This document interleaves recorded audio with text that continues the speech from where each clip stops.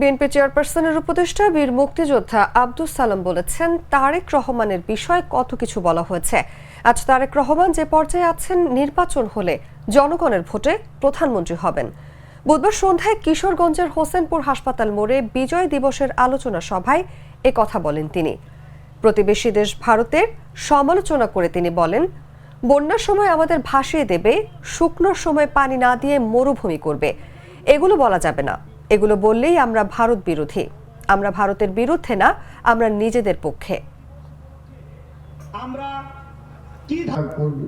নেতা কর্মী ছিল, অনেকেই জানে তারেক রহমান সম্পর্কে কত কিছু বলা হয়েছে, কিন্তু আজকে তারেক রহমান ইনশাআল্লাহ যে পর্যায়ে আছে, আগামীতে নির্বাচন হইলে জনগণের ভোটে তারেক রহমান বাংলাদেশের প্রধানমন্ত্রী হবে ইনশাআল্লাহ।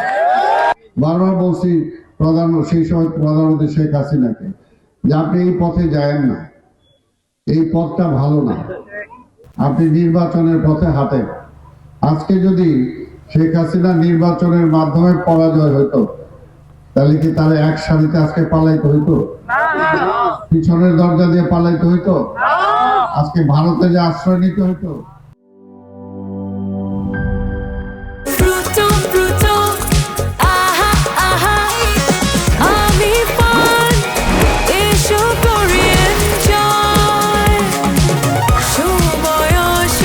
প্রাণ ফ্রুটো, সময় অসময় ফ্রুটোময়।